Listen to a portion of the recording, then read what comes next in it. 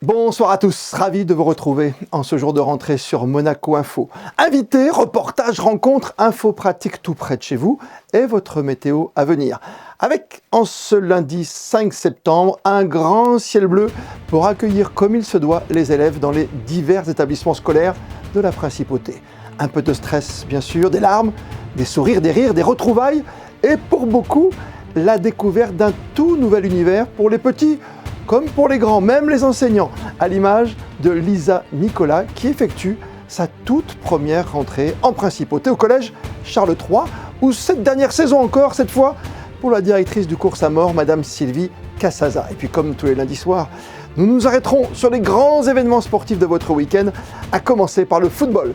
Et au lendemain du succès 1-0 dans le derby azuréen face à Nice, les Monégasques sont de retour sur leur terre d'entraînement avec ce midi l'inauguration du centre de performance des Rouges et Blancs, formidable outil que nous présentera l'entraîneur de l'AS Monaco Football en personne, Philippe Clément, notre invité dans quelques minutes. Enfin, nous parlerons basket, nous nous rendrons en Sardaigne où en pleine phase de préparation, la Roca Team y a passé un week-end studieux. La rentrée des classes et le couple princier aux côtés de ses enfants, le prince héréditaire Jacques et la princesse Gabriella ce matin à FANB sur le rocher. Tenue de rigueur, le cartable sorti du placard et c'est toujours un grand moment, un moment particulier même quand on est professeur. Rencontre avec Lisa Nicolas qui effectuait ce matin ses premiers pas comme professeur de mathématiques à Charles III. Une des équipes de Monaco Info l'a suivi. Un sourire et un esprit vif. Lisa Nicolas est à tout juste 23 ans, diplômée d'un master de mathématiques générales. Après avoir obtenu son concours d'ingénieur, la jeune femme souhaite retrouver sa première passion, l'enseignement, un amour pour le métier ancré en elle depuis longtemps.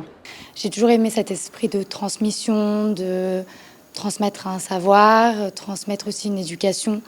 J'ai un petit frère et une petite sœur, donc ce rôle de grande sœur a joué aussi. Et au collège, j'ai particulièrement apprécié les maths, donc je me suis tournée vers l'enseignement des mathématiques. Et pas de repos pendant les vacances d'été, Lisa Nicolas s'est préparée durant 2 mois avec son tuteur. Revoir les cours, s'acclimater à l'établissement ou se préparer à la première rencontre avec ses élèves, la liste est longue. C'est avec de l'appréhension, mais aussi beaucoup d'excitation que la jeune femme commence sa première année. Alors bien sûr, il y a une petite piqûre de stress, mais je pense que c'est du bon stress. Après, je pense que de manière, il n'y a qu'avec l'entraînement et avec les années qu'on pourra s'améliorer. Donc je pense que ça peut pas mal se passer. J'ai la chance d'avoir une 5e et une 4e cette année. Donc 2 niveaux différents, 2 publics différents et je pense que ça va être très intéressant d'être face à eux. Les mathématiques impliquent de l'entraînement, alors la professeure souhaite dès le premier jour proposer des exercices à ses élèves. L'année s'annonce donc chargée et pleine de challenges. La commissaire générale chargée de la direction de l'éducation nationale, de la jeunesse et des sports, Isabelle Bonal, accompagnée du ministre de l'Intérieur, Patrice Cellario, se sont quant à eux rendus notamment au collège Charles III pour cette rentrée des 6e. Et puis ce soir sur Monaco Info, nous voulions absolument nous intéresser à la toute dernière rentrée des classes de la directrice du cours Saint-Maur, Madame Sylvie Cassaza. Reportage signé Sarah Monnier. Après plus de 40 ans dans l'enseignement, dont 9 à la direction du cours Saint-Maur, Sylvie Cassaza entame sa dernière rentrée scolaire. Pour elle, rien ne change. Elle aborde ce lundi déterminée à accomplir pour une dernière fois son métier. On ne s'y prépare pas. La rentrée, c'est toujours une fête.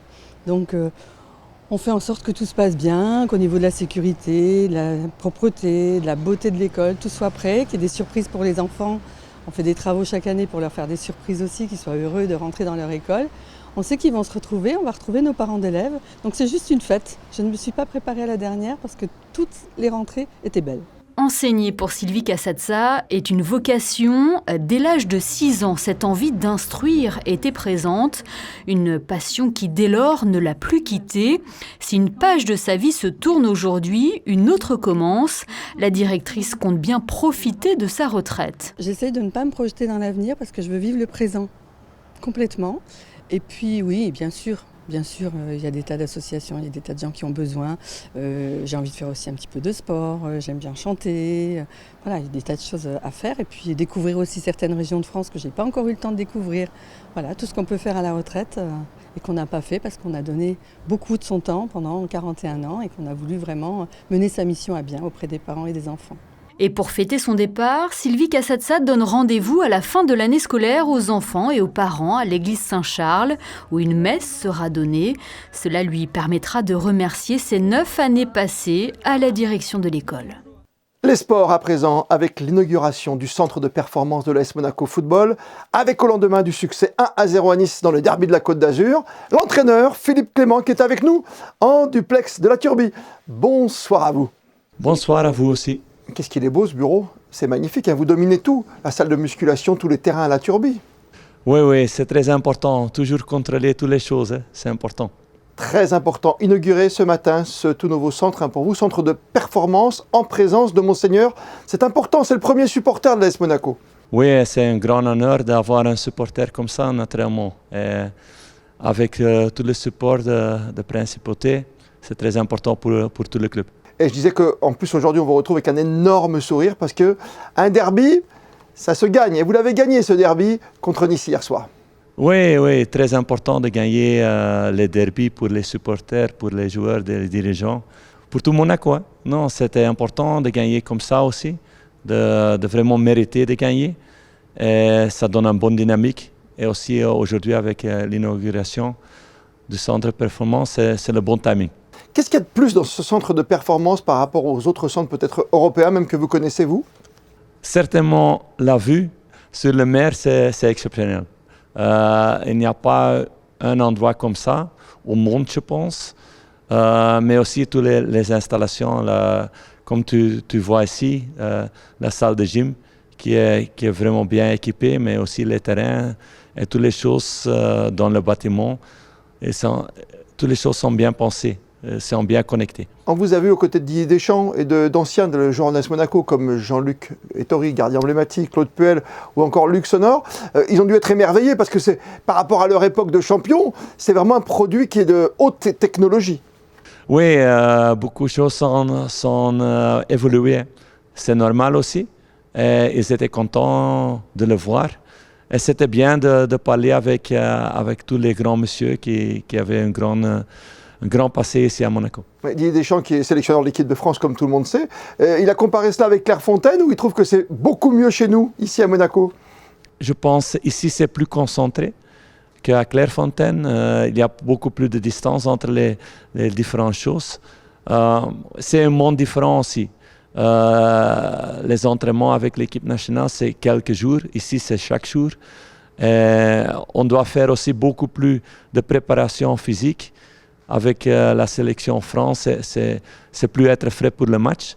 C'est un monde différent. Le joueur moderne aujourd'hui doit passer par tout cela, tous ces électrodes, toute cette façon de surveiller finalement son corps et l'esprit.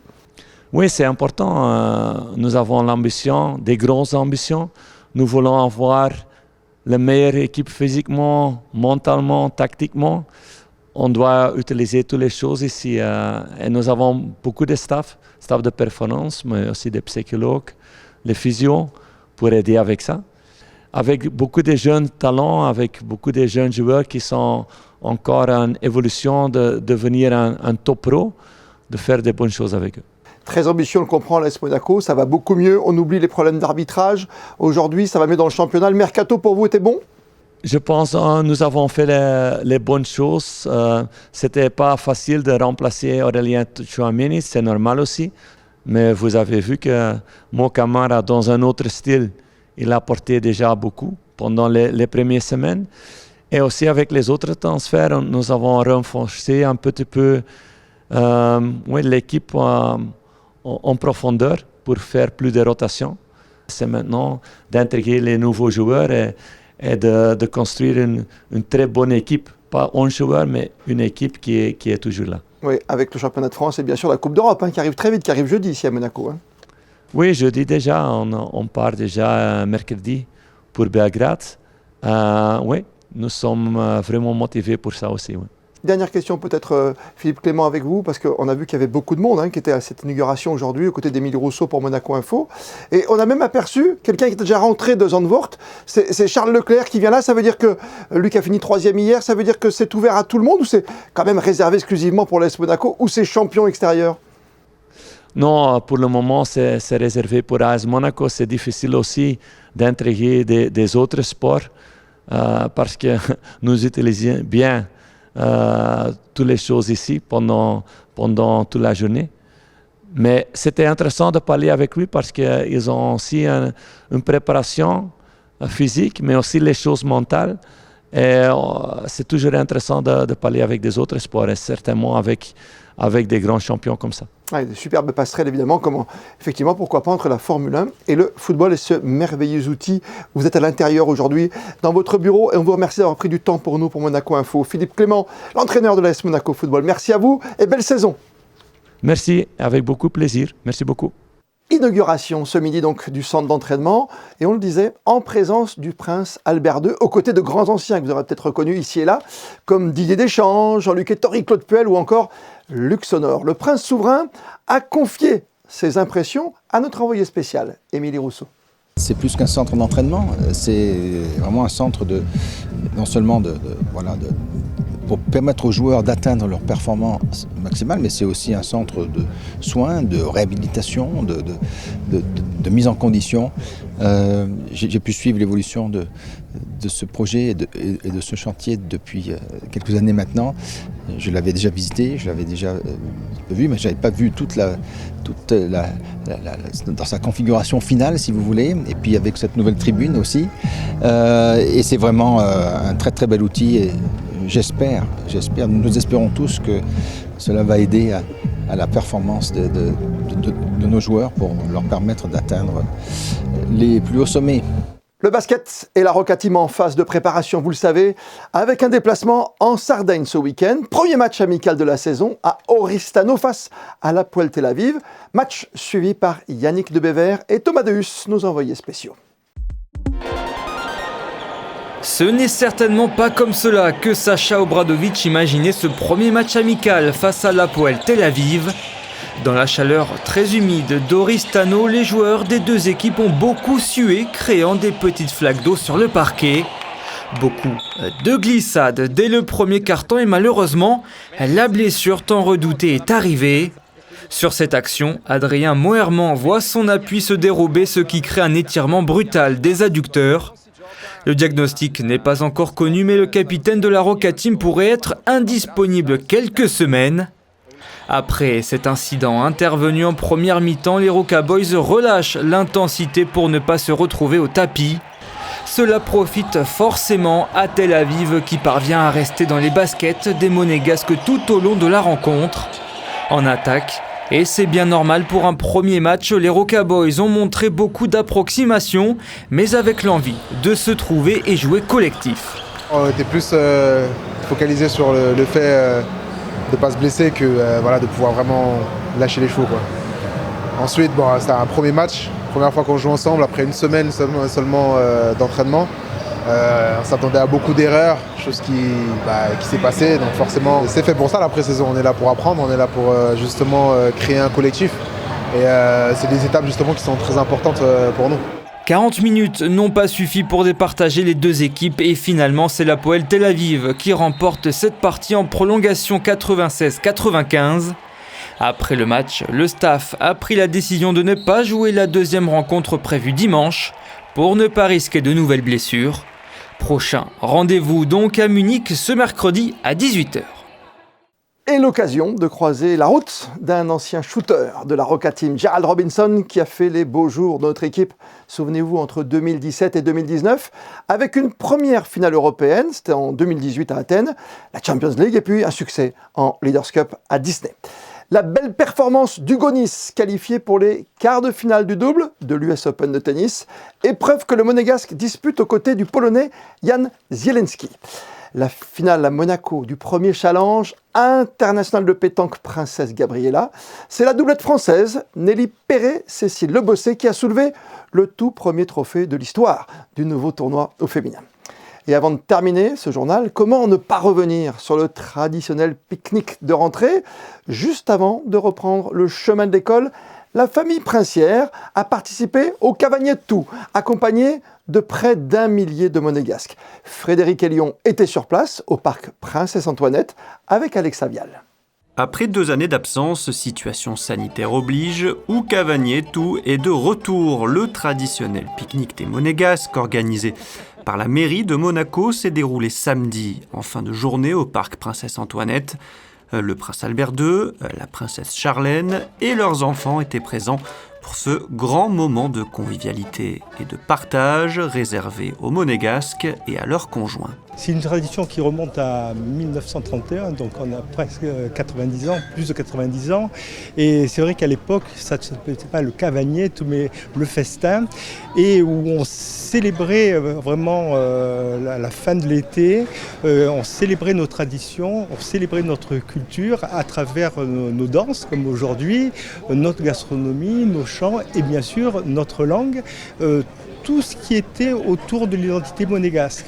La soirée a débuté par un spectacle folklorique avec les danseuses de la Palladienne, suivi d'une messe en extérieur malgré les quelques gouttes de pluie.